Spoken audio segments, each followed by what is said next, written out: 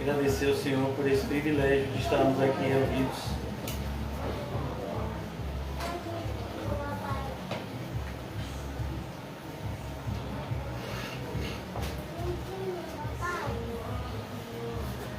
Ó Deus, nós te agradecemos, porque mais uma vez, pela tua insondável graça maravilhosa, nos alcançaste e nos trouxeste para mais perto de ti. Tantas são as seduções, Senhor, tantas são as armadilhas, as ciladas que tentam nos afastar de ti, cometer a loucura de nos esquecer da tua presença todo instante ao nosso lado, Senhor. Ajuda-nos, Senhor, na noite de hoje a sentir a tua presença, que muitas vezes perdemos. Tamanha a nossa insensibilidade, nos afastamos de ti. Ó Senhor, que não aconteça conosco o que aconteceu com Sansão, que só veio perceber que o teu espírito havia se ausentado dele tarde demais, quando os filisteus já o subjugavam, furaram os seus olhos e faziam dele motivo de escárnio. Que não seja assim conosco, Senhor. A tua palavra diz que nós somos o sal, mas se o sal perder o sabor, para nada mais ele presta, a não ser para ser pisado pelos homens. Ó Senhor, que nós não sejamos o sal sem sabor, mas que nós venhamos a salgar, que nós venhamos a preservar a tua verdade, Senhor. Mesmo nesse mundo que a odeia cada vez mais. Vivemos os dias em que o apóstolo Paulo disse, em que as pessoas não suportariam a sã doutrina. Mas a orientação foi bem clara, que mesmo nestes dias deveríamos pregar a tua palavra ousadamente, com toda a longanimidade e doutrina. Nos ajuda, Senhor, a fazê-lo na noite de hoje. Ó Senhor, sabemos também que há 4 tipos de solo, Senhor. A semente é uma só, mas há 4 tipos de forma de recebê-la. Ajuda-nos, Senhor, a sermos o bom solo, que recebe a semente, que dá o fruto no devido tempo. Livra-nos, Senhor, de tudo aquilo que tente roubar a nossa atenção e nos ajuda a estar atentos ao que o Espírito tem a nos dizer. E que a nossa vinda à tua casa, Senhor, na noite de hoje não seja em vão, mas que traga edificação e santificação para a nossa alma e glória ao teu santo nome. Em nome de Jesus, amém e graças a Deus. Amém, irmãos? Vamos abrir no Evangelho de Lucas, capítulo 5, dando continuidade ao nosso estudo no Evangelho de Lucas. O título da nossa mensagem hoje faz uma referência a um salmo bastante conhecido de todos nós, que é o Salmo 23. E o título é Jesus, o nosso bom pastor. Aqui nós vamos ver os versículos 12 em diante, uma vez que nós já estudamos até o versículo 11, vamos dar continuidade a partir do versículo 12, Lucas 5, 12. E dos versículos 12 ao 16 e do 17 ao 26, nós vamos ver Jesus operando cura. Primeiro ele vai curar um leproso e depois ele vai curar um paralítico. E é importante que nós venhamos a entender essa cura da maneira correta. Nessas duas passagens específicas aqui, que venhamos a entender que Jesus é o nosso bom pastor. Ele sabe o que é bom para nós. Nem sempre uma cura física vai ser bom para nós. Nem sempre a satisfação de um pedido que a gente tem feito ao Senhor vai ser bom para nós. Ele sabe o que é bom para nós. Ele é o pastor. E como pastor, ele sabe o que faz bem para as suas ovelhas. E é importante que nós, enquanto cristãos, venhamos a estudar as palavras de Deus com maturidade. Muitos se aproximam da palavra de Deus apenas com o desejo de enxergar nela aquilo que os satisfaça convenientemente. Então a gente chega em passagens como essa aqui, que são um prato cheio, para pessoas que estão em busca apenas de um Cristo milagreiro, e diz, está vendo aqui, Jesus curou o leproso, ele vai me curar também.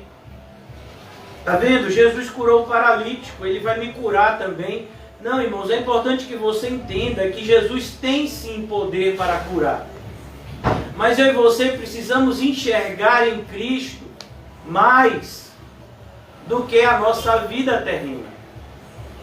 O irmão José tem nos ensinado, ele tem se afadigado aqui, às terças-feiras, para nos ensinar um dos livros mais importantes.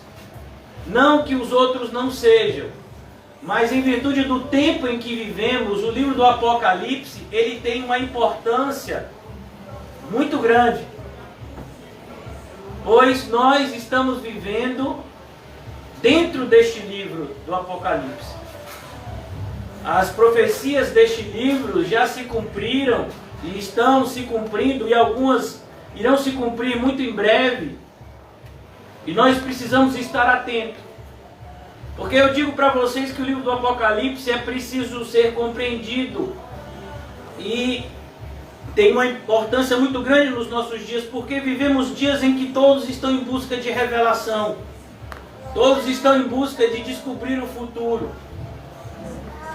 Mas nem sempre pela motivação correta, ou quase nunca pela motivação correta. E o livro do Apocalipse, ele é a única e verdadeira revelação do futuro. O próprio nome diz isso. Apocalipse significa em grego revelação. Então, se nós de fato queremos alguma revelação, é imprescindível para nós, na qualidade de cristãos, manejarmos bem a palavra de Deus, de maneira especial esse livro da revelação, para que estejamos preparados para os dias que estamos vivendo e que iremos viver. Então, diante dessa verdade, é que nós precisamos meditar na palavra de Deus, não de maneira solta, não de maneira relaxada, descuidada, não de maneira ignorante. E a palavra ignorante não tem nada a ver com grosseria, mas significa ausência de conhecimento. Então nós devemos nos aproximar da palavra de Deus como aqueles que já o conhecem e que o conhecerão cada vez mais pela sua graça, por meio da sua palavra e do seu Santo Espírito, que nos ensina. É assim que nós devemos meditar nessa passagem. E eu gostaria, antes mesmo da gente ler e estudar essa passagem de Lucas capítulo 5, como eu disse a vocês, abrir em Salmo, no livro de Salmos, o capítulo 23 de Salmos, ou o Salmo de número 23, que é o Salmo do Bom Pastor. Jesus, ele diz no capítulo 10 de João, ele é o bom pastor. Quando Davi escreve esse salmo, a referência era Jesus. De maneira profética, Davi já estava falando do Cristo que viria e cumpriria também esse ofício de pastor. E olha que coisa. Davi, ele diz aqui no versículo 1 do capítulo 23 de Salmo: o Senhor é o meu pastor. Mais uma vez, por mais que nós preguemos o Evangelho no mundo inteiro, como está escrito em Mateus 24, e este Evangelho será pregado no mundo inteiro, então virá o fim. O fim não chegará antes que o Evangelho alcance aqueles que o Senhor quer que alcance. O Senhor é o meu pastor. Mais uma vez, o Senhor não é o pastor do mundo inteiro. O Senhor é o pastor das suas ovelhas. E as suas ovelhas, elas têm uma característica, dentre tantas outras, mas uma característica peculiar e marcante, que as ovelhas ouvem a voz do pastor e o seguem. Essa é a característica principal no relacionamento entre pastor e ovelha. Você tem um pastor, e você o ouve e você o segue. E você pode ver isso até do ponto de vista físico. Se você entrar na internet, colocar vídeos, você vai ver coisa interessante. As ovelhas soltas num pasto qualquer, de repente o pastor chama elas e elas começam a vir de maneira ordeira e seguindo o pastor. Por que aquilo? Porque elas o conhecem. E Jesus usa esse exemplo tão significativo e tão visível para aqueles irmãos, para identificar o relacionamento dele com os seus. Mais uma vez, deixar bem claro, o Senhor não é o pastor de todo mundo. O Senhor é o pastor das suas ovelhas. E Davi, ele diz aqui, o Senhor é o meu pastor. Eu não sei se ele é o seu, eu queria que fosse. No capítulo 26 do livro de Atos, quando Paulo está pregando o evangelho diante de uma plateia ilustre, mas Paulo estava pregando o evangelho como prisioneiro. A plateia era ilustre, mas o tratamento que ela dava a Paulo era de prisioneiro. E Paulo então diz àqueles que estavam ouvindo a seguinte frase: eu gostaria que vocês fossem igual a mim, com exceção dessas cadeias.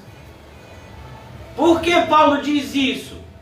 Aquelas pessoas eram ricas, eram poderosas, eram pessoas que estavam livres do ponto de vista físico, enquanto Paulo era um prisioneiro.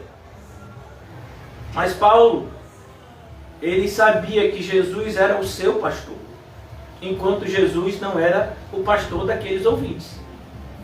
Então ele está dizendo, olha, vocês podem ter muitas coisas, mas Jesus não é o pastor de vocês. Então vocês estão perdidos. Essas coisas que vocês confiam e que tanto dão prazer para vocês hoje, elas irão se dissipar rapidamente. Enquanto que o meu relacionamento com o meu pastor, ele só vai crescer mais e mais, para a glória dele, que merece toda a glória e toda a honra. O Senhor é o meu pastor e nada me faltará. É isso que a gente precisa entender. No original, a frase que ficaria mais correta aqui, não que essa não seja, mas muitas vezes damos uma interpretação equivocada, mas o original ele diz, de nada sentirei falta. Porque muitas vezes se nós lemos aqui de maneira solta, fica parecendo que o cristão não pode passar fome, que o cristão não pode passar sede, que o cristão não pode passar sofrimento, que o cristão não pode ficar doente, que o cristão ele vai ser tratado como, sabe, um bibelô, como um vaso de porcelana por Deus. Não, irmão, de jeito nenhum. Muito pelo contrário, o tesouro está dentro de nós, mas nós somos meros vasos de barro, sem valor algum. O grande valor está dentro de nós. O tesouro é o Espírito em nós. Então aqui, eu gostaria que vocês meditassem e guardassem isso aqui, quando nós estivermos estudando Lucas capítulo 5. Vamos lá agora? O Senhor Jesus então está desenvolvendo o seu ministério, pregando o evangelho como nós já vimos, ajudando aqueles que são seus. Nós vimos nos versículos anteriores como os primeiros apóstolos, eles que eram pescadores, passaram a noite inteira e não tinham o que levar para a sua casa porque não conseguiam pescar nada. Jesus então, com uma única palavra, ele faz com que os peixes saltem na rede. E eles têm uma grande pesca.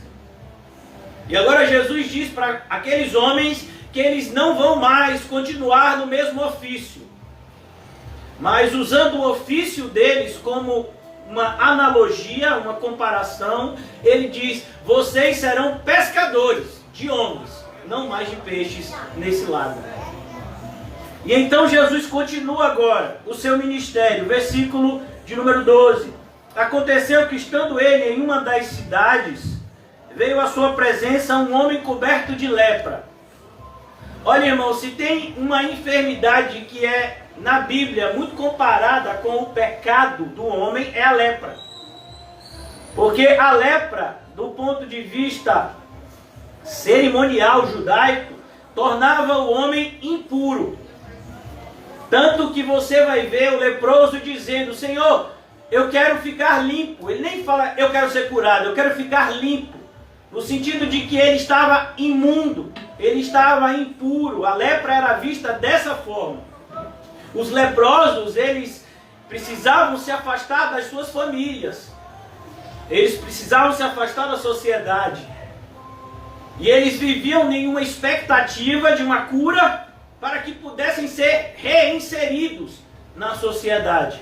E se essa cura viesse, eles deveriam se apresentar ao sacerdote, que então iria ordenar os sacrifícios que a lei cerimonial ordena, e então eles seriam reinseridos na sociedade judaica. A lepra era uma doença que desestruturava uma pessoa não somente do ponto de vista físico, mas principalmente do ponto de vista emocional. Muito parecido com o que tem acontecido nos dias de hoje com a questão do Covid. Agora menos, porque nós já vivemos em uma época em que já há vacina, as pessoas já estão sendo vacinadas, e então aquele terror de um ano atrás tem diminuído. Mas somente aqui no nosso país, 500 mil pessoas, mais de 500 mil pessoas morreram dessa enfermidade.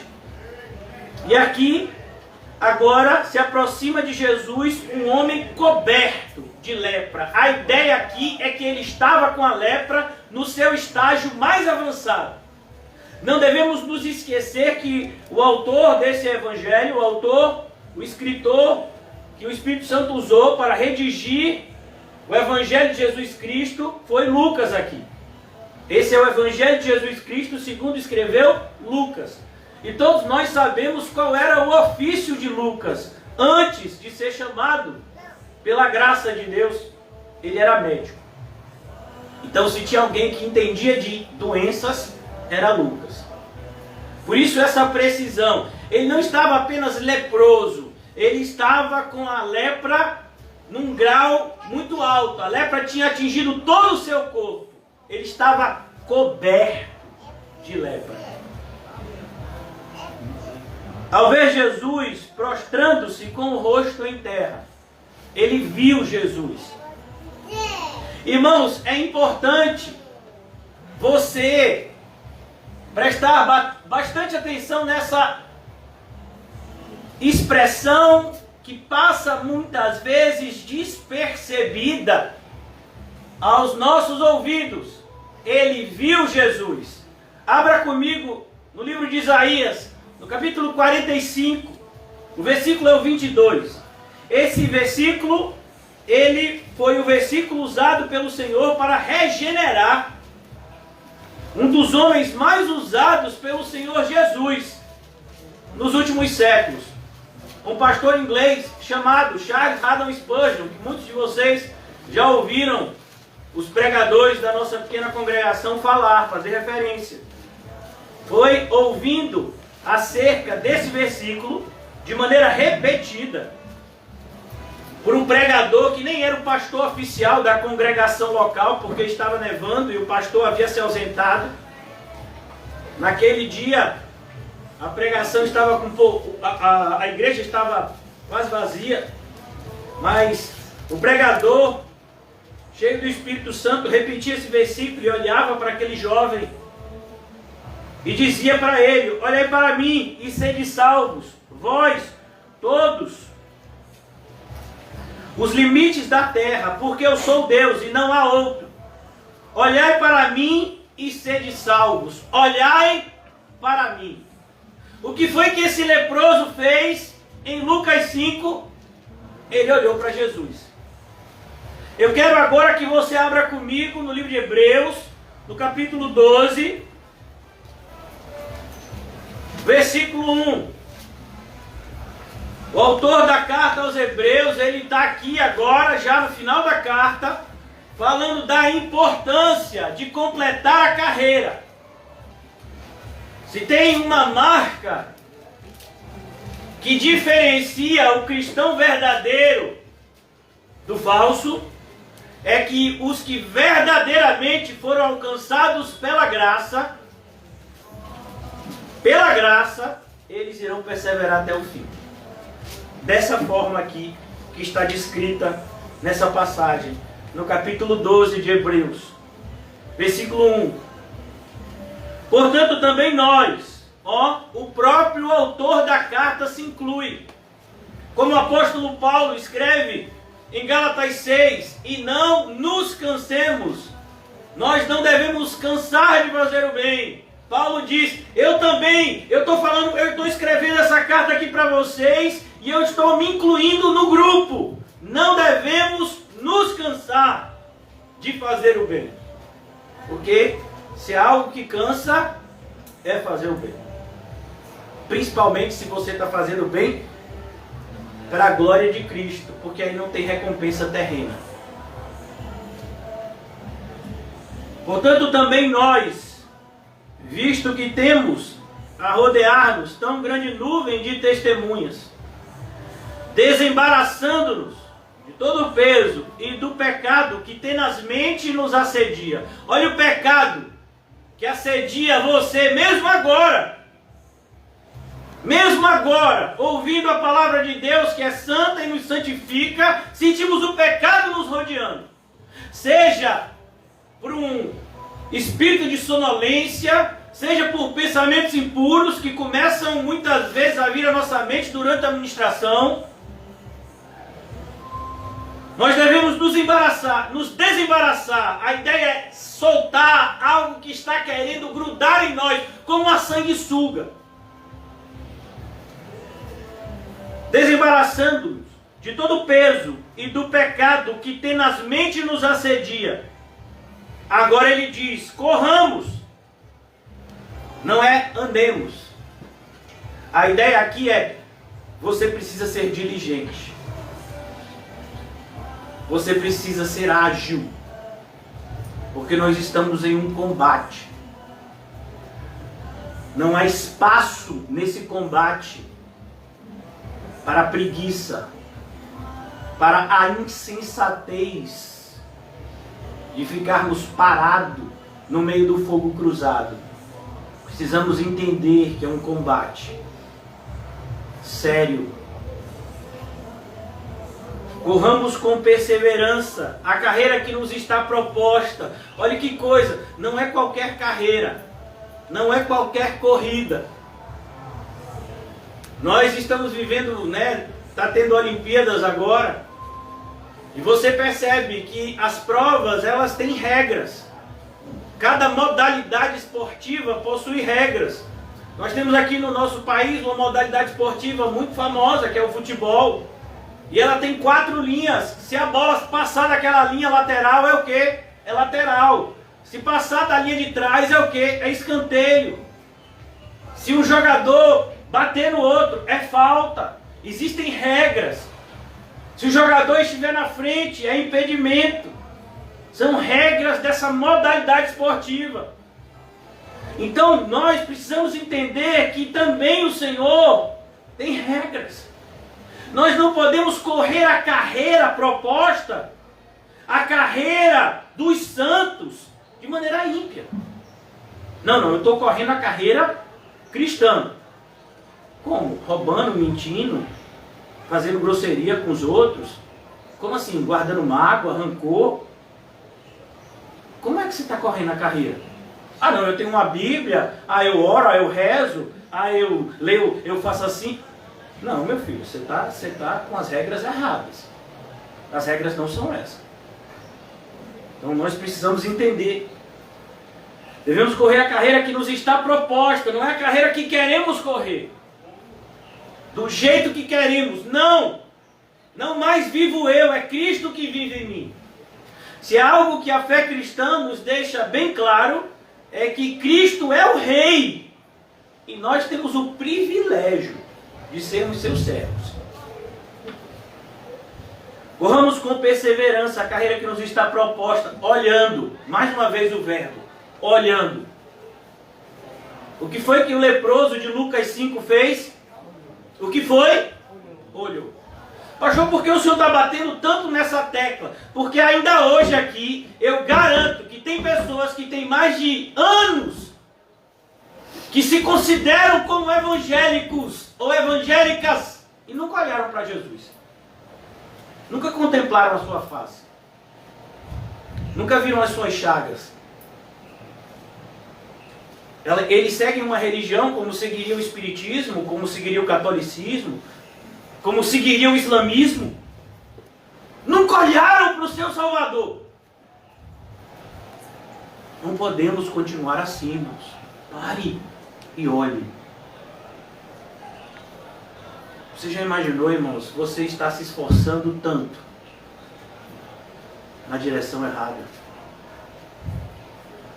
Esse é o perigo da religiosidade. Esse é o perigo do zelo sem entendimento. Como eu posso adorar quem eu não conheço?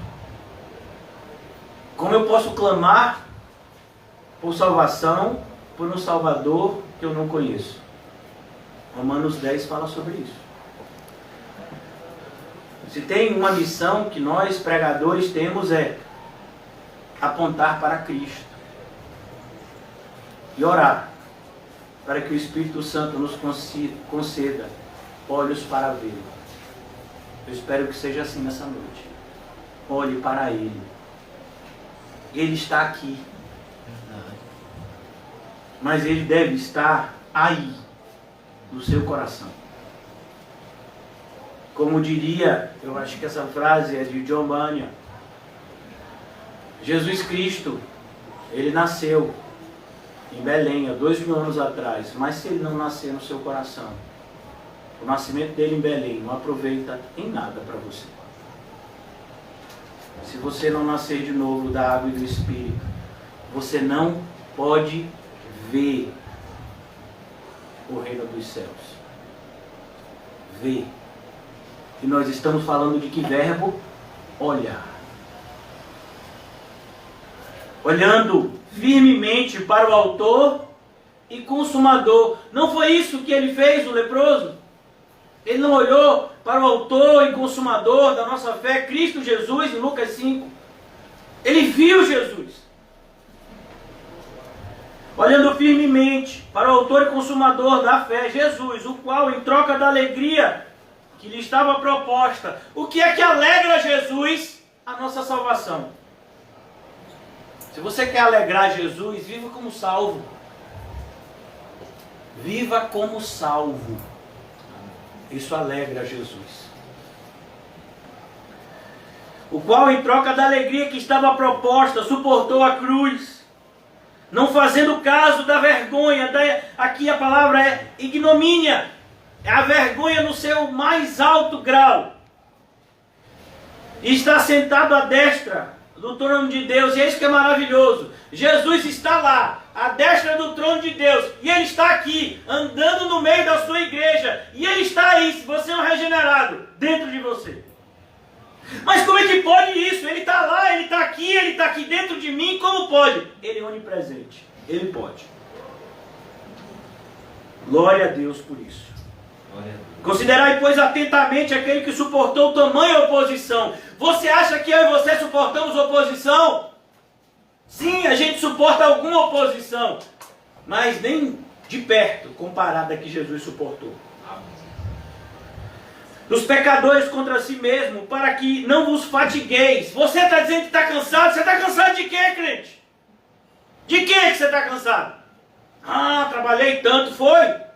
Você trabalhou muito. É isso mesmo que você está me dizendo? Você. Tem alguém aqui que está sem dormir há mais de uma semana? Tem alguém aqui que, se não trabalhar, vai tomar 70 chicotadas nas costas? Tem alguém aqui? E você está cansado de quê? Ah, mas minha vida é tão difícil. Sua vida é o quê? Sua vida é o quê? Difícil? É sério mesmo que você está pensando isso? Que sua vida é difícil? Ah, mas pastor, o senhor não sabe. Eu tenho me alimentado tão mal. Ah, então quer dizer que você tem se alimentado. Mas minha casa, pastor, ela está cheia de goteira. Ah, você tem casa? Porque o filho do homem não tinha. Você está se queixando de quem mesmo? Percebeu, irmão? Como a gente é ingrato. Por isso que às vezes a gente fica cego. A ingratidão cega a gente. Considerai, pois, atentamente aquele que suportou tamanha oposição dos pecadores contra si mesmo. O cuidado aqui é para que você não seja contado como esses opositores. Será que você não é um opositor da verdade? Ah, não, mas eu sou evangélico, e daí? Os fariseus se consideravam filhos de Abraão. E foram eles que arquitetaram a morte de Jesus. Para que não vos fatigueis, desmaiando, desmaiando em vossa alma. Não é fora, é dentro. O grande problema é aqui dentro. Vamos lá para o capítulo 5 de Lucas. Tudo isso foi a introdução. Capítulo 5 de Lucas. Aconteceu que, estando ele numa das cidades, versículo 12, como vocês já sabem, veio à sua presença um homem coberto de lepra. Ao ver Jesus, mais uma vez, ao ver Jesus. Você entendeu agora essa expressão? Depois de tudo que a gente leu aqui, só para a gente entender essa expressão. Ao ver Jesus. Então você quer ser curado. Então você quer que Jesus mude a sua vida. Mas aí eu te pergunto, você está vendo Ele? Você está vendo Ele? Ele está aqui. Ele estava com você antes de você estar aqui. Você só está aqui porque Ele te trouxe. Mas a pergunta que eu faço é, e você ouviu? É porque muitas vezes a gente não vê a Cristo, irmãos, porque a gente está olhando para o nosso próprio umbigo. Capítulo 3 de Filipenses. O Deus deles é o próprio ventre. O meu problema é sempre o mais importante. A minha fome é sempre a mais séria. A minha doença é sempre a mais grave. A gente sempre pensa assim. Isso é egoísmo. Como cristãos não podemos mais viver dessa forma. Não podemos. Ele viu Jesus e vendo Jesus, ele entendeu que ele não podia permanecer no mesmo patamar de Jesus. Não é isso que João Batista nos ensinou? Eu não sou digno, e olha que João Batista era o maior homem nascido de mulher. Eu não sou digno de me prostrar e desatar a sandália dos seus pés. Esse leproso, ele entendeu. Eu não sou digno, Jesus, de estar diante da tua presença. Então ele se ajoelhou e adorou. Vocês sabiam que os demônios fazem isso? E qual foi a última vez que você fez isso? O livro de Tiago diz: você diz que acredita em Deus? Pois é, os demônios creem e tremem. Será que a sua fé chega a ser igual a dos demônios ou é inferior até a deles? Porque eu garanto a vocês que a fé de muitos evangélicos de hoje é inferior à fé dos demônios. Já imaginou isso, irmão? Os demônios, seres condenados, têm fé maior do que a maioria dos evangélicos da atualidade. Que não creem, ou que dizem que creem, mas não temem e não tremem diante da presença do Senhor. Muitos sequer sentem a sua presença. Foi um pastor do século passado, chamado A.W. Tozer, que disse: se o Espírito Santo se ausentasse das igrejas hoje, a maioria delas nem sentiria falta. Como se organiza as igrejas hoje? São homens falando para homens de problemas de homens, segundo a mente dos homens.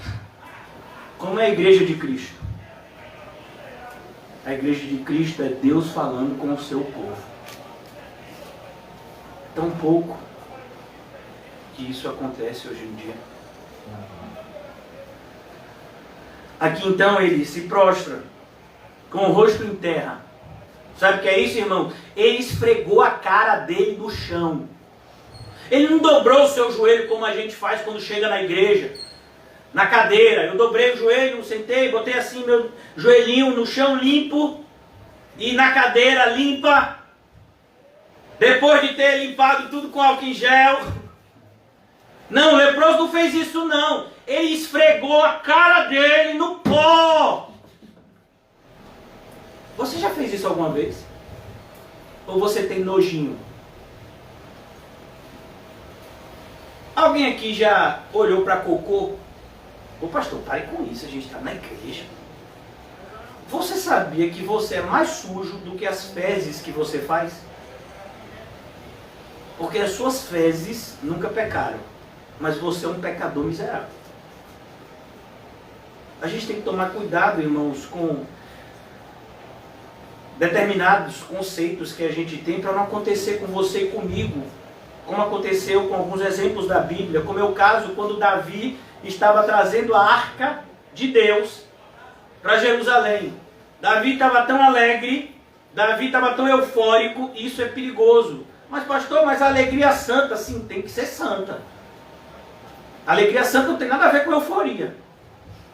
A alegria santa é uma alegria que nos deixa com ordem e decência. A arca da aliança, quando foi projetada pelo próprio Deus, porque quem disse como a arca deveria ser feita foi Deus, que deu ordem, e ele teve que colocar do espírito dele nos artífices para construir. Colocou 4 argolas. Aquelas argolas deveriam passar uma vara em cada lado, para que a arca fosse levada no ombro de 4 levitas, ou sacerdotes, de maneira que ninguém tocasse na arca, porque ela é santa. Mas eles estavam com tanta pressa, e eles encarregaram um sacerdote chamado Uzá para transportar, e botaram para ser mais rápido num carro de boi. E quando o terreno extremamente íngreme fez com que a carroça fosse virando, a arca ia cair no chão, o sacerdote, pensando que o chão era mais sujo que sua mão, tocou na arca. E o que foi que aconteceu com ele? Morreu, na hora. Você tem noção de que você é mais podre do que esse chão? E ainda que esse chão tivesse imundo de sujo, você é mais podre que ele. A gente não tem essa noção, irmãos, porque a gente é politicamente correto demais para falar assim. Não está na moda falar desse jeito, porque machuca o ego. Se está machucando o seu ego, irmãos, então quer dizer que eu estou cumprindo o meu papel aqui essa noite. Amém. Glória a Deus. Ele prostrou com o rosto em terra. Alguém de vocês já leu um livrinho pequeno, escrito pelo profeta Jeremias, chamado Lamentações? Vem logo depois do livro de Jeremias. Jeremias diz: ponhamos a cara no pó. Quem sabe? Não tem nem garantia, viu? Quem sabe ainda haja esperança. Glória a Deus. Olha, irmão, se você quer andar com Jesus, você tem que perder o seu nojinho.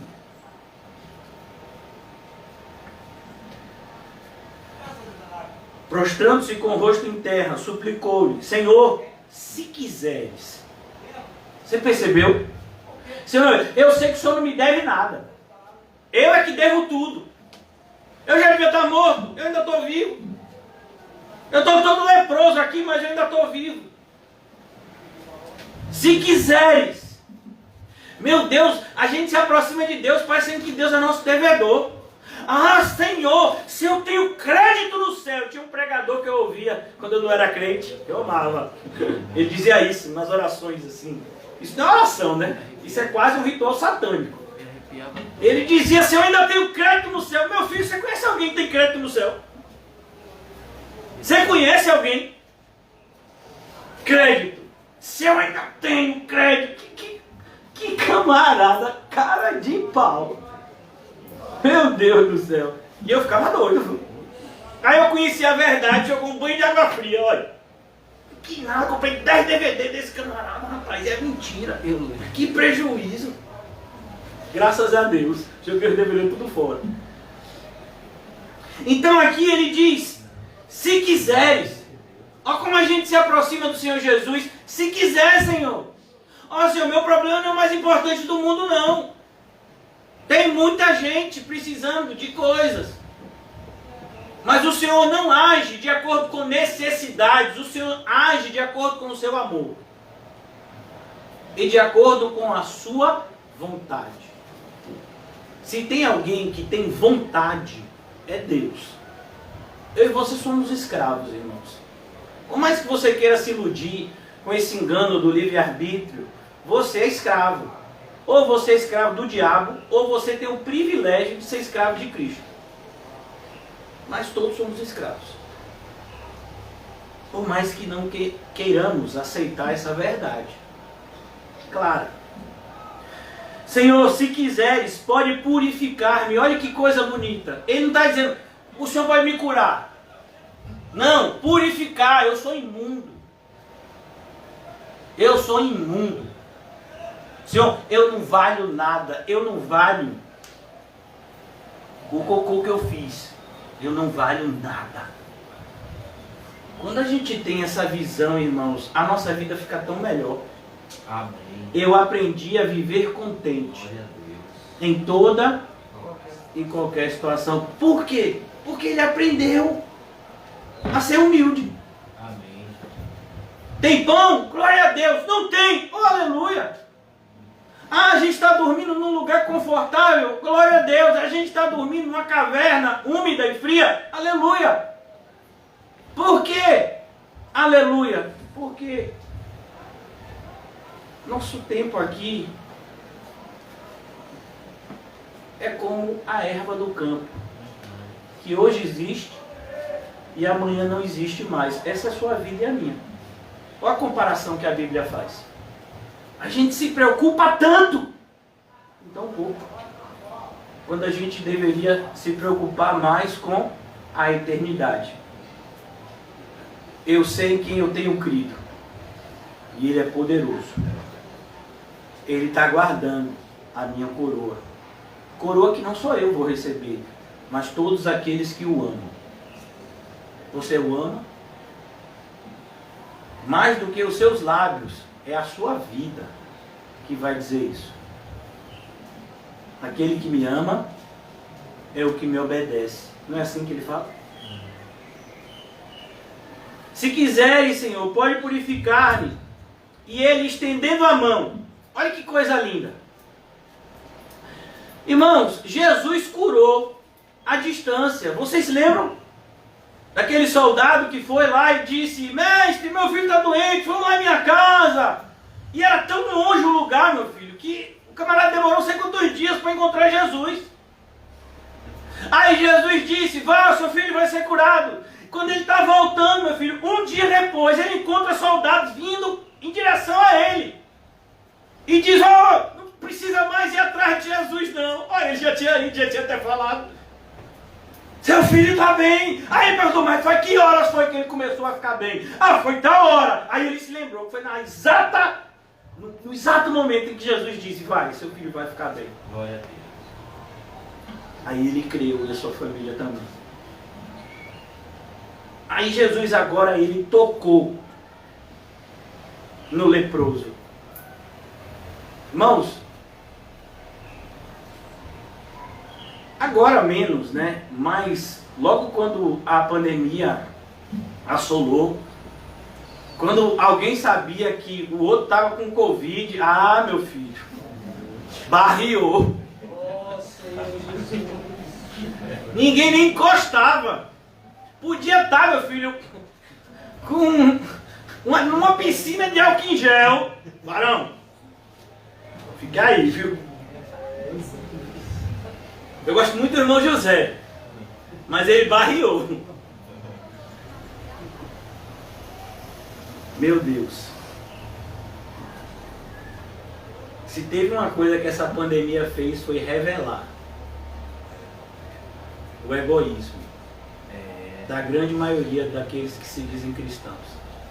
A falta de amor que impera no coração de muitos. Ah, mas e se eu ficar doente? Meu filho, se você ficar doente fazendo bem, é para a glória de Deus, não é não? Sim ou não? Sim. Ah, mas e se eu morrer? Não vai para o céu? Ah, pastor, não quero ir agora não. Achei interessante, eu até postei uma frase, na verdade não é uma frase, né, um textozinho de um missionário do século passado, dos séculos passados. E ele estava sendo impulsionado pelo Senhor a ir fazer missões no meio de índios que tinham fama de ser canibais. E o pastor, né, extremamente prudente, disse: não vá não, rapaz, vá não. Se você for, eles vão matar você e vão comer você, vão comer a sua carne. Ele disse: olha, o senhor, vou dizer uma coisa bem honesta, o senhor também vai ser comido por vermes. Se for a vontade de Deus que eu seja comido por canibais, o importante é que a gente morra para a glória dele. Será que a gente lembra disso na pandemia? Ou a gente diz: dois altos! Dois altos! Na pandemia a Bíblia não está valendo, viu? Não vale! Porque a gente está vendo em pandemia. Irmão, ó, esse pastor de vocês é uma pessoa totalmente prudente, radical, fanático, que manteve a igreja com todas as outras fechadas. Não! Pandemia, dois altos! Quando passar a pandemia, aí a gente volta a fazer aquelas pregações bonitas que o cristão tem que fazer e acontecer. Pô, a gente está tendo a oportunidade de provar a nossa fé agora. Ou você acha que você não vai ser provado? A Bíblia diz que nós somos como o ouro, que é provado pelo fogo. O que acontece com o ouro que é colocado no fogo? Ele mesmo não tem dano nenhum. É a escória, é o que não presta que sai dele. E ele fica mais puro. Pedro usa essa analogia para dizer que nós somos como ouro. E que as provações, elas nos purificam. Quem tem que ter medo do fogo é a palha. Porque se o fogo pegar a palha, meu filho, não sobra mais nada. Você é palha? Ou você é ouro? De que material você é feito? As suas ações, elas vão dizer. Elas já estão dizendo. E ele estendendo a mão. Olha, Jesus não precisava estender a mão. Foi um escândalo. Imagine, tocar no leproso. Isso era loucura. Ele podia pegar a lepra. A lepra era uma doença extremamente contagiosa. Pelo menos era o que eles pensavam. Tanto que os leprosos deveriam ficar afastados da sociedade. Um leproso andava com um cajado, com um sininho, para de longe, se alguém vê o sininho, se alguém tivesse assim sem perceber, pensando na vida, o leproso tinha que gritar: leproso, imundo, imundo, para a pessoa se desviar dele. Mas Jesus vai lá e, quebrando todos os preconceitos, tocou nele. Você faria isso, irmão? Você iria na casa de uma pessoa que tem uma doença contagiosa? Você iria? Você iria evangelizar um país que está sofrendo uma guerra civil? Você iria? Não, pastor, isso é loucura. Não, meu filho, loucura é você achar que vai viver para sempre aqui na terra. Isso é loucura. Loucura é você achar que se você chegar aos 100 anos é maravilhoso. Sim, você fez o que com esses 100 anos? Como foi que você usou o tempo que Deus te deu? Ah, eu criei filhos, eu vi meus netos, eu fiz isso para ele. Pô, só para... Se você ama só os que te amam, que recompensa você espera de Cristo? Os ímpios fazem isso. Alguém se lembra da oração do inferno? Não, pastor, na minha Bíblia não tem isso não. Na minha Bíblia é cristã. Tem uma oração do inferno. Um homem orando pelos seus irmãos. E ele estava no inferno. Porque ele amava aqueles que amavam a ele. Mas no Sermão do Monte, Jesus diz, a diferença é, nós amamos aqueles que nos odeiam. Nós oramos pelos que nos perseguem. Quando Estevão estava sendo apedrejado, como foi que ele orou? Pai, perdoa-lhes. Eles não sabem o que fazem. Você já imaginou, irmão? Uma pessoa está dando uma pedrada em você. Quem já tomou pedrada aqui? Você está tomando uma pedrada. E não é uma pedrada só não, várias. Te machucando, quebrando os seus ossos. E você está orando por essas pessoas. Porque você sabe que no mundo espiritual, elas são, literalmente, cavalos do diabo. Quando você olha para pessoas assim, você tem que ter compaixão. A gente não pode ter ódio do ímpio. A gente tem que ter compaixão. É muito difícil. Não, não é difícil. É impossível para alguém que não tem o Espírito Santo. Ordenou-lhe Jesus que a ninguém, tocou-lhe com a mão e disse, quero, fica limpo. Olha que coisa linda. Eu quero. Eu quero. Tudo que é bom, perfeito e agradável, Jesus quer. Eu quero. Fica limpo. Jesus quer que você seja mais santo.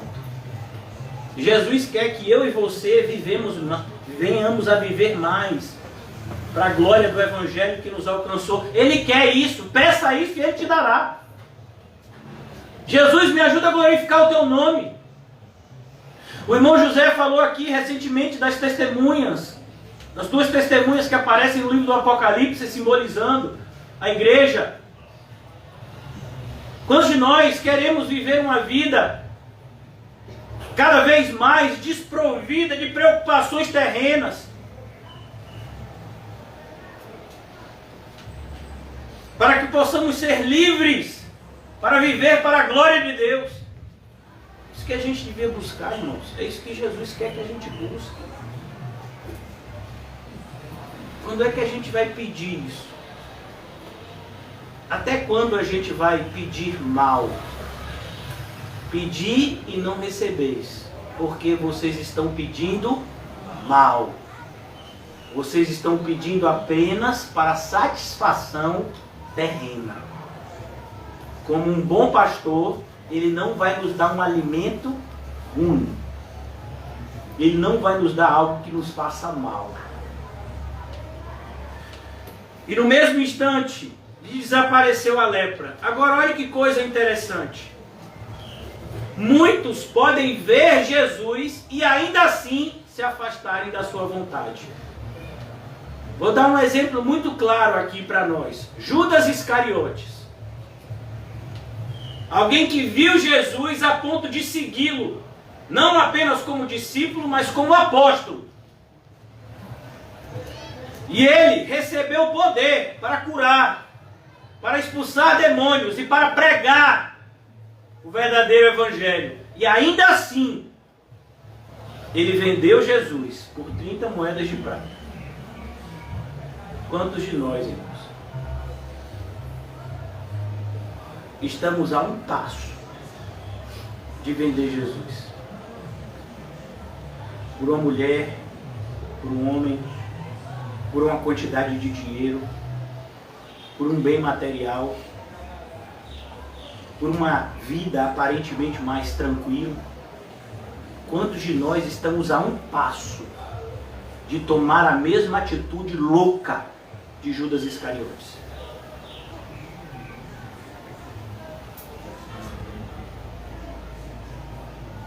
Ordenou-lhe Jesus que a ninguém o dissesse, mas vai, disse, mostra-te ao sacerdote e oferece pela tua purificação o sacrifício que Moisés determinou para servir de testemunho ao povo. O que Jesus está dizendo a esse leproso? ele está dizendo, olhe, tudo que está escrito no Antigo Testamento continua valendo. Olhe, vocês aqui evangélicos, que estão pensando que só está valendo os 27 livros do Novo Testamento, eu tenho a lhes dizer que os 39 livros do Antigo Testamento continuam valendo. E a palavra de Deus não são apenas os 27 livros do Novo Testamento, mas os 66 livros que compõem o Antigo e o Novo Testamento. Essa é a palavra de Deus. Parece, irmãos, que aqueles que se dizem evangélicos querem rasgar o Antigo Testamento como se ele não valesse mais para nada. Ah, não, a única coisa do Antigo Testamento que presta é Salmos e Provérbios. Tem um pessoal maluco aí, né, que distribui um Novo Testamento com Salmos e Provérbios. Eu vou dizer uma coisa muito séria, isso é um desserviço. Se você for ver, os verdadeiros cristãos, eles entregam a Bíblia completa. Você já pensou, irmãos, se eu chegasse para você, ele disse, rapaz, Deus me mandou te dar um carro. Aí você chegasse ali, eu te desse a chave, quando você botasse na ignição, não faz nem barulho. Você diz, o que é isso? Aí você abre o capô, não tem motor. Eu te dei um carro, varão. Aí o motor agora é com você. Pô, mas um carro sem motor serve para quê? Me diga aí. O motor não é a parte principal do carro. Então a gente tem vivido tempos onde as pessoas, elas estão sem referência. Porque um cristão que conhece, entre aspas, o Novo Testamento e não conhece o Antigo, então ele não conhece o Novo. Ele não conhece. Sim, e no princípio criou Deus o céu e a terra. Você não sabe essa parte? Você não sabe o que aconteceu lá com Noé? Você não sabe o que aconteceu com Êxodo? Você nunca leu o livro de Levítico para entender. Por isso que você não valoriza Cristo, porque você nunca leu o Levítico. É por isso que você não valoriza o que Cristo fez. Você nunca leu os livros históricos. É por isso que você anda batendo cabeça. Porque se você tivesse visto o que as pessoas fizeram no Antigo Testamento e como Deus os tratou, você levava mais a sério o pecado. Por isso Paulo fala em 1 Coríntios 10, olha, no Antigo Testamento o que eles fizeram é exemplo para nós.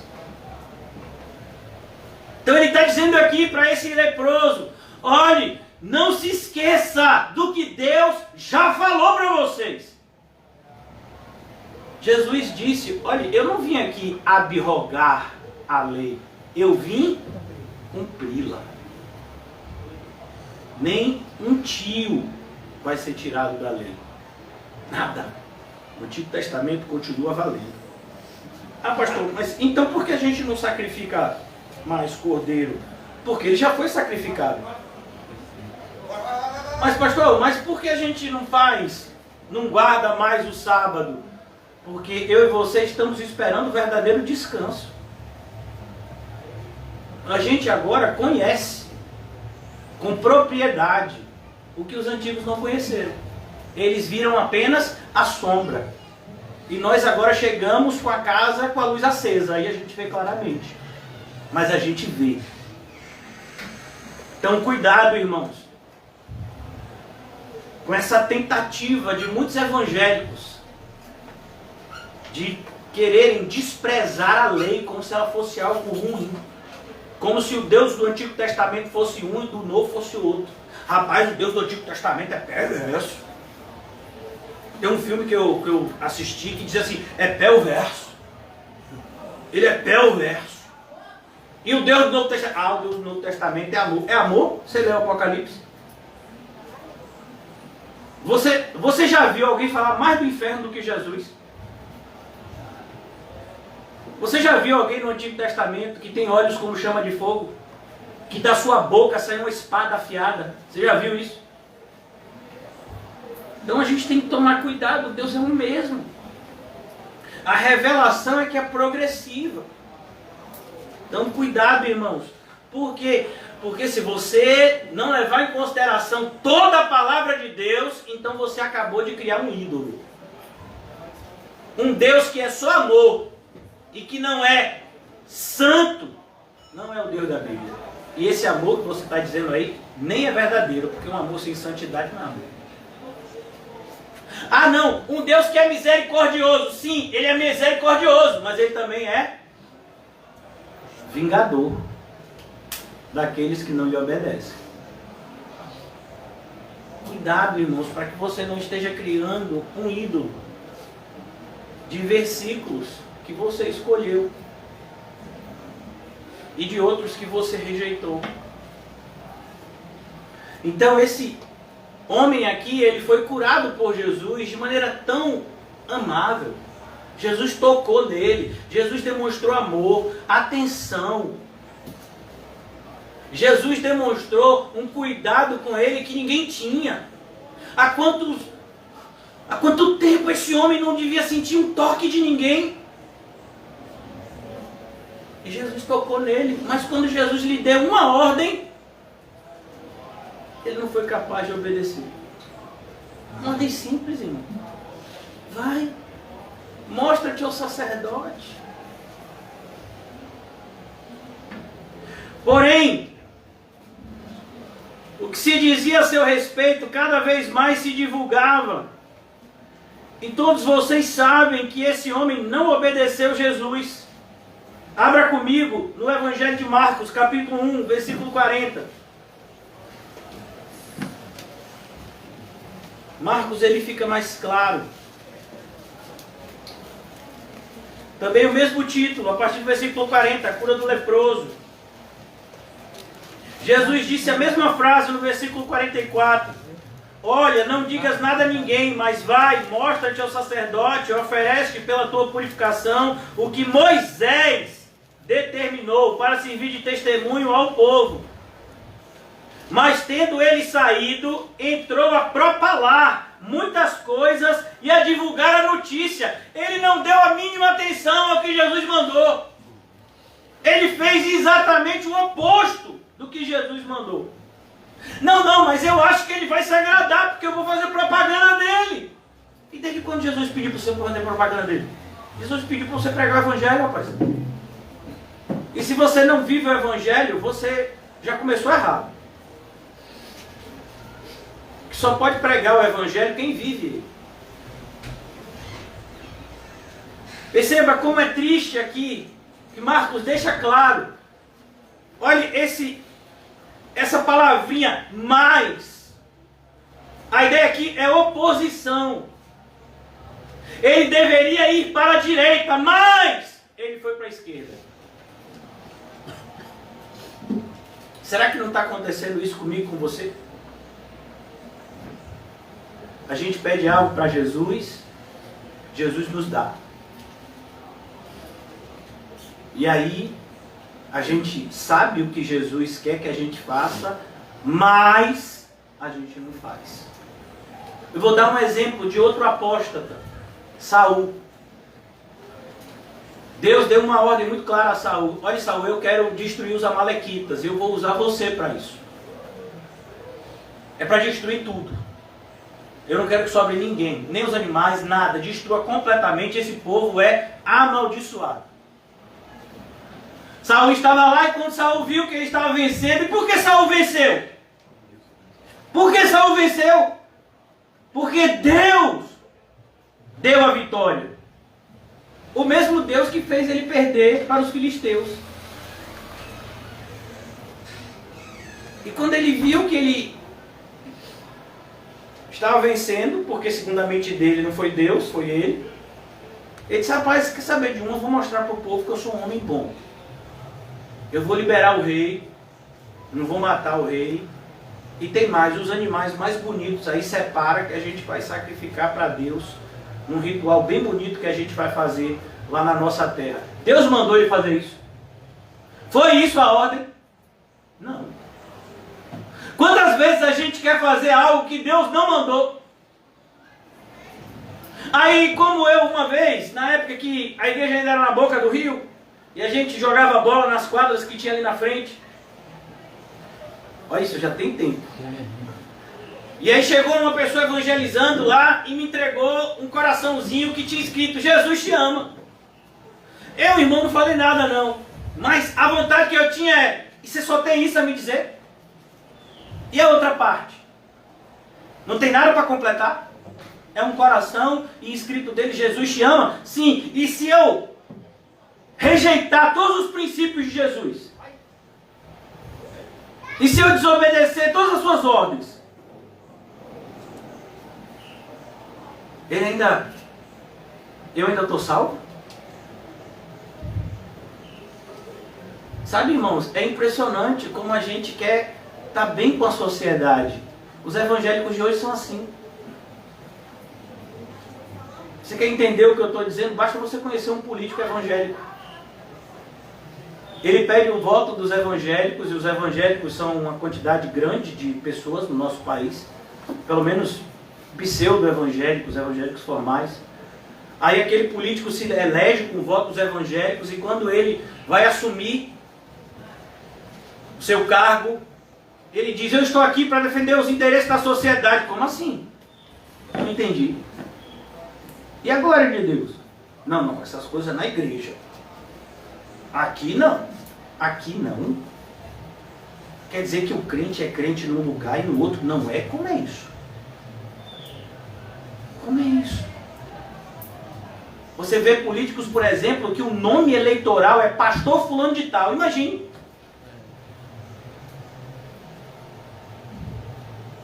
Mas de evangélico não tem nada. Nada.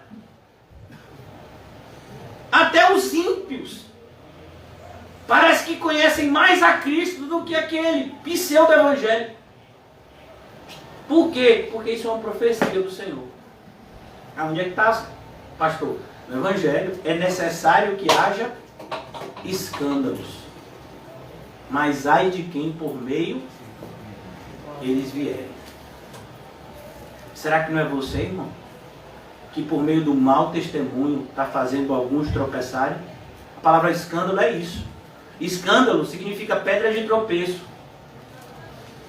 Será que alguém não está olhando para você e não está tropeçando? Ah não, mas se fulano for para o inferno, a culpa é dele. Sim, a culpa é dele, mas você ajudou.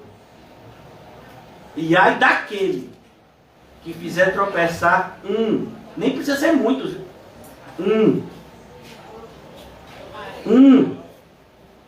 dos meus pequeninos. Já imaginou isso?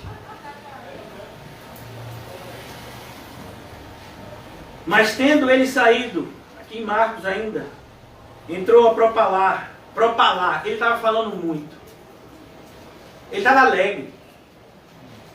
Ele havia sido curado, ele agora podia voltar a trabalhar, ele podia voltar a comer com os outros, ele podia voltar a beber, ele podia voltar, sabe, a pensar em ter uma casa. Quantas pessoas eu conheci? Eu quero ter uma vida digna, eu quero ter uma vida melhor, eu quero sair do vício, eu quero isso, eu quero aquilo. Sim, e seguir a Jesus, quem quer?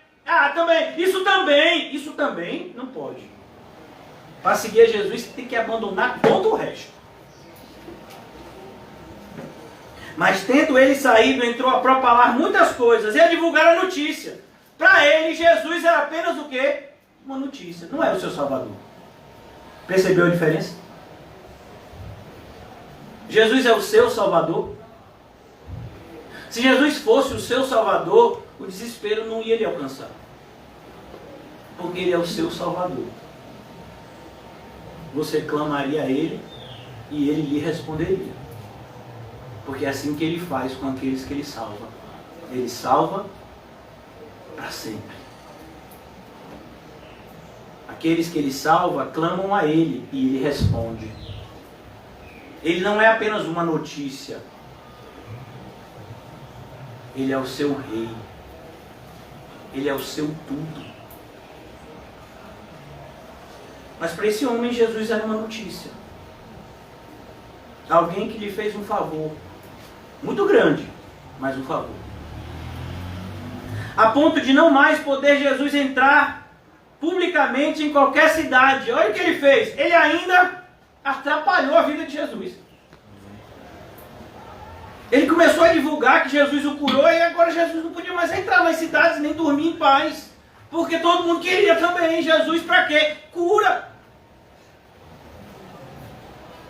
Mas permanecia em lugares ermos. Ele permanecia no que José ensinou aqui pra gente na terça-feira. Lugares ermos é deserto. O significado de deserto é lugares ermos. Lugares isolados, deserto, lugares solitários, lugares onde não tem ninguém. E de toda parte vinham ter com ele. Agora voltando para o nosso texto, eu quero concluir. A hora já passou, já são quase 9 horas. Porém, o que se dizia a seu respeito cada vez mais se divulgava. Versículo 15. Grandes multidões afluíam para ouvirem e serem curadas das suas enfermidades. Ele, porém, se retirava para lugares solitários e orava. Você quer permanecer firme, irmão? Me diga como é a sua vida de oração. Sabe por que você está frio? Porque você deixou de orar. Onde foi que você deixou a sua comunhão com Deus? Ela está lá no seu quarto em secreto. Em Apocalipse, capítulo 2, a primeira mensagem é para uma igreja que havia abandonado o primeiro amor. E a repreensão veio juntamente com o remédio. Não é maravilhoso isso? Porque se uma pessoa só diz que a gente está errado, mas não diz o que é que a gente tem que fazer, aí fica complicado, né? Inferno, inferno, inferno! Inferno! Sim, mas como é que eu faço para ir para o céu? Aí eu não sei que você vai para o inferno. Aí não pode também. Tem que ter os dois lados. Então Jesus lhe aparece ao apóstolo João, manda aquela mensagem, e a mensagem é: olha, você abandonou o primeiro amor. E qual é o remédio? Lembra de onde caíste. Por que isso? Lembra de onde caíste. A ideia, irmãos, é mais ou menos assim. Vamos imaginar que você está... Pega aqui. Você está pegando um caminho para o céu. Amém? Aqui é você. Está vendo você aqui? Amém? Amém. Alguém está se vendo aqui? Ou só o pastor maluco? Aí você está indo para o céu. Perdeu o primeiro amor. Lembra de onde caíste. E volta para cá, ó. Para poder você continuar seguindo para cima. É isso que o Evangelho, é isso que está escrito na mensagem. Você tem que lembrar aonde foi que você desviou da rota, para você voltar para o caminho correto. A bifurcação que você pegou errada. Mas esse caminho aqui não é o certo. Rapaz, naquele lugar era para entrar para a direita, a gente entrou para a esquerda. Os irmãos que foram lá para Mangue Seco. De repente está no meio de uma mata. Rapaz, Marcelo, que negócio é esse aqui, rapaz? Ih, rapaz, era para dobrar no outro caminho, rapaz. Nossa, vamos voltar. Varão, a barriga aqui já está roncando. Porém se dizia as grandes multidões. Não é isso que a gente quer, irmãos. Grandes multidões. O que nós queremos de verdade é conhecer a Cristo e fazê-lo conhecido. Tem uma frase que diz, né, de um pastor que dizia: no passado, os pais da igreja queriam pregar de tal forma que as pessoas fossem cheias de Deus. Mas hoje os pregadores pregam para que a igreja esteja cheia de pessoas que não têm Deus. Não é isso? Parece que só conta número. Eu me sinto muitas vezes num deserto e às vezes eu acho que isso até é bom. Porque logo quando eu comecei na caminhada evangélica, as pessoas sabiam que eu era pastor e aí vários pastores se aproximavam. Hoje em dia parece que Minha fama já correu um pouco. Não é aquele, nem chega de pé, doido. E a primeira coisa que as pessoas perguntavam é: quantos membros tem a sua igreja? Irmãos, você não sente nojo disso, não? Porque foi o que eu senti. Nojo. Por quê? Qual é a diferença se tiver um ou se tiver 1000? Ah, não, é porque sabe como é, né? Não, eu não sei como é. Como algumas eleições atrás, uma pessoa que sabia que eu era pastor me ligou e disse: e aí, pastor, sua igreja está apoiando quem? Eu digo: Jesus! Ah, não, que bom! E tem algum político aí com vocês? Não. Ah, que bom, a gente está querendo ajudar vocês. Amém. E aí, como é que a gente faz para ter uma oportunidade? Uma oportunidade, vocês são evangélicos? Não, mas a gente queria só apresentar nossa proposta assim nossa proposta política. Eu digo: você faz isso no palanque, não é na igreja não. Ah, tá, e a pessoa desconversou, desligou, não ligou mais. Esse lugar não é para apresentar propostas políticas. Esse lugar é para pregar a palavra santa de Deus. Então a gente tem que tomar cuidado, irmãos. Mais uma vez, eu quero terminar chamando você e a minha reflexão. Qual foi a última vez que você olhou Jesus? Eu quero te fazer um pedido. Que essa noite seja uma noite em que todos nós possamos estar no nosso lugar secreto. Não precisa ser um quarto. Pode ser uma sala, pode ser um banheiro, pode ser uma laje.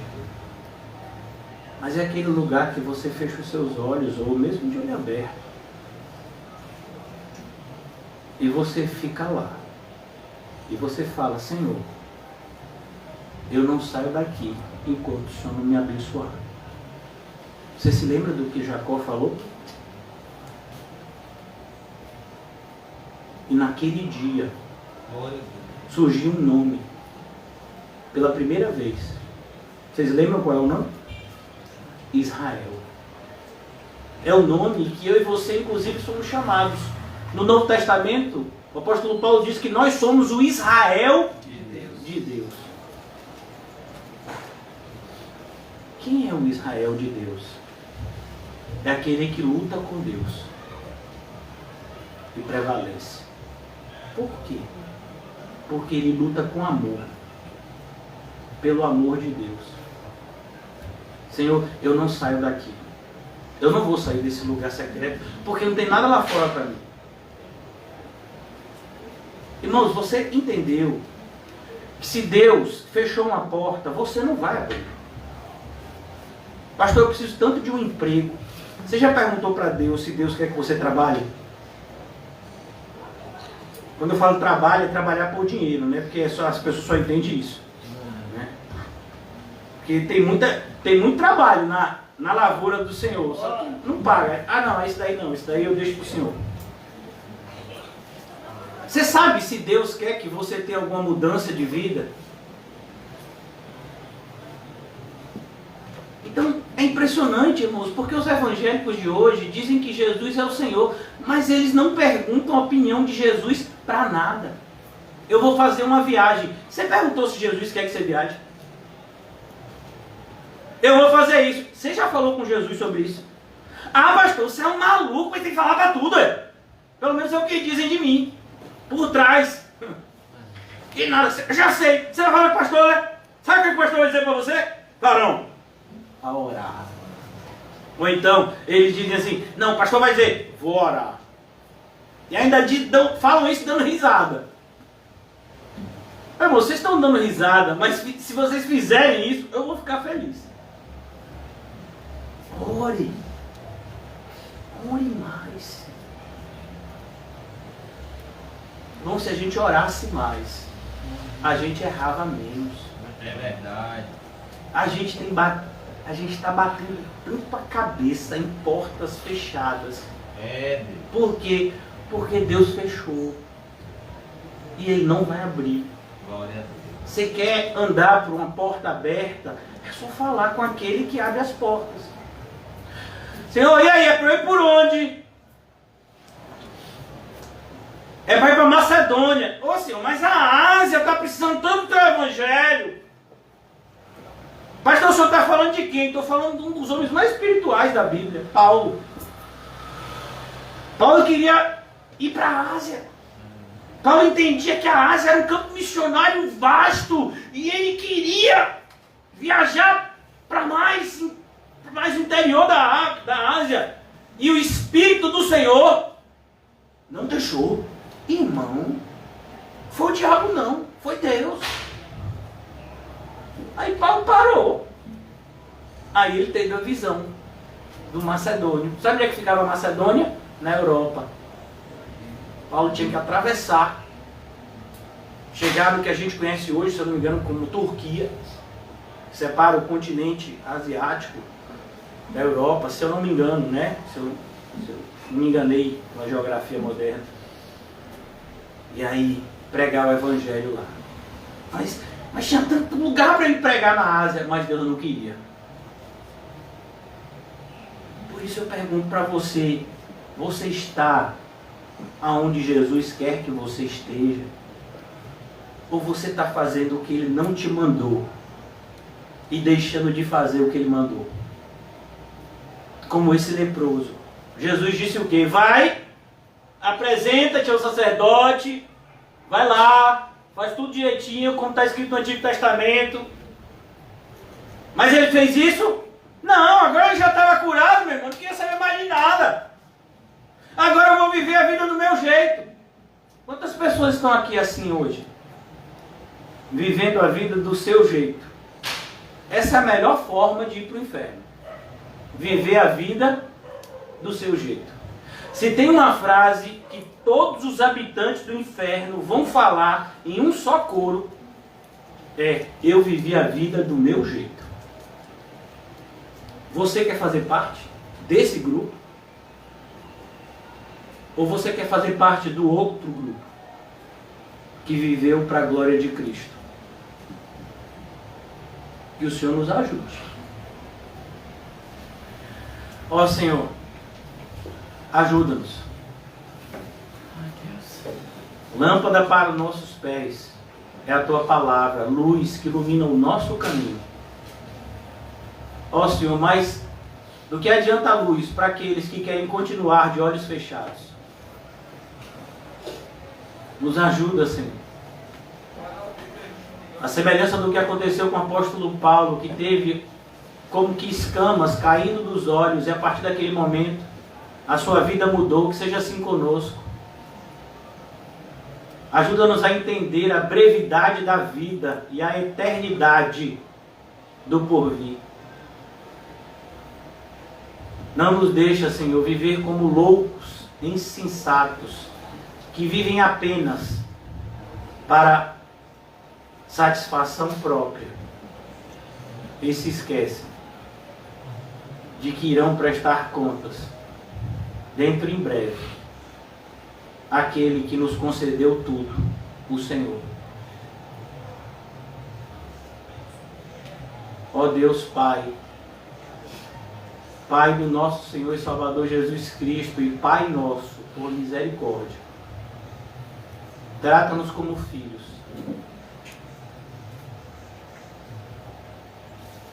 Repreende-nos para o nosso próprio bem, Senhor. Exorta-nos para que possamos estar cada vez mais entregues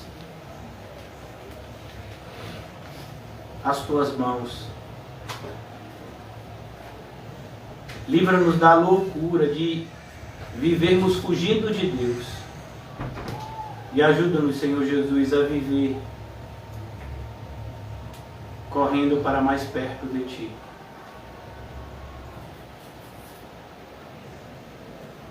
Que o mundo não nos seduza, Senhor. Que Satanás não nos engane. Que o nosso coração não nos segue. E que o Senhor reine sobre nós. para a tua glória bendita. Em nome de Jesus. Amém e graças a Deus. Amém, irmãos? Saúdem-se. E não se esqueça de hoje à noite buscar o lugar em secreto e apresentar ao Senhor o abandono do seu primeiro amor, para que o mais rápido possível possamos voltar a Ele.